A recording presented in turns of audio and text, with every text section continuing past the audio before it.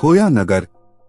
गगन और अंजलि नई नई शादीशुदा होकर एक छोटे से शहर में रहने के लिए आए थे। वे एक बड़े और पुराने बंगले में रहने की तलाश में थे। एक दिन उन्होंने शहर के बाहर एक बंगला देखा जिसे खोया नगर के नाम से जाना जाता था। बंगला बहुत ही विचित्र और अजीब लग रहा था। गगन और अंजलि ने बंगले का पता किया और उसे देखने के लिए वहां पहुंचे। बंगले के अंदर की सजावट अभी भी बरकरार थी, लेकिन कुछ अजीब चीजें उन्हें खींच रही थीं। बंगले की छत धीरे धीरे गिरती जा रही थी और उसमें कुछ अजीब सी आवाजें भी आ रही थीं। जब वे बंगले के पीछे की ओर बढ़े तो वे एक पुरानी कब्रिस्तान पर पहुंचे। कई कब्रों पर अजीब से चिन्ह और नक्शे थे, जो कि किसी अनजाने धर्म या संप्रदाय के हो सकते थे। गगन ने अंजलि से कहा, यहाँ कुछ अजीब लग रहा है, हमें यहाँ से जल्दी जाना चाहिए।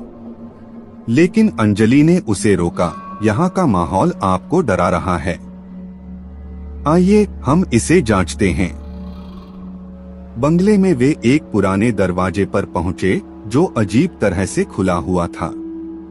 वह अंदर जाने के लिए तैयार हो गए।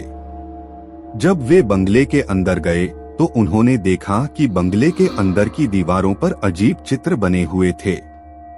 वे चित्र को देखकर विचलित हुए और समझ नहीं पा रहे थे कि यह किसे और क्यों बनाया गया था। अंजलि ने गगन को देखा और कहा, हमें यहाँ से निकलना चाहिए, यहाँ कुछ अच्छा नहीं लग रहा। लेकिन जब वे बाहर निकलने के लिए तैयार हुए तो वे दरवाजे पर खड़े होकर डर से भर गए। बंगले के अंदर से अब आवाजें आ रही थीं, जो कि अजीब और भयानक थीं। गगन और अंजलि ने मिलकर एक अंजीर के पेड़ के नीचे छिप गए और वहां बैठे रहे। उन्होंने सोचा कि बंगले में कोई आत्मा है जो उन्हें अपने जाल में फंसाना चाह रहा है।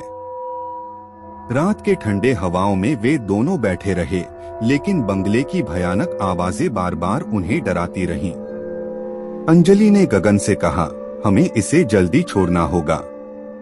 गगन ने समझाया, हमें यहाँ का कुछ नहीं पता है, हमें बस यहाँ से निकलना चाहिए। दोनों ने बंगले के पास जल्दी से बने हुए रास्ते की ओर दौड़ा, लेकिन जैसे ही वे बंगले से दूर जा रहे थे उन्होंने एक और बड़ी समस्या का सामना किया। रास्ते का अंत नहीं था और उन्हें एक खोद जगह में जाना पड़ा। खोद में जाते ही उन्होंने देखा कि यहाँ कई और लोग भी हैं जो कि बंगले से भाग रहे थे। वे जानते थे कि बंगले में कुछ अजीब है और उसे छोड़ने के लिए वे अंधेरे में छिप गए थे। खोद में वे दोनों भटकते रहे, लेकिन अंत में उन्होंने बाहर निकलने का रास्ता पाया। जब वे बाहर निकले तो वे खुश हुए कि वहां से बाहर निकल गए। बंगले से बाहर निकलते ही वे शहर लौट गए और उन्होंने कभी भी खोया नगर को वापस नहीं देखा। वे सोच रहे थे कि शायद वहां अच्छे या बुरे आत्माएं हैं जो कि लोगों को अपने जाल में फंसा रही हैं। इस कहानी से हमें यह सीखने को मिलता है कि आत्माएं हो सकती हैं और वे हमें अपने जाल में फंसा सकती हैं। इसलिए हमें हमेशा सतर्क रहना चाहिए और अजीब और भयानक जगहों से दूर रहना चाहिए।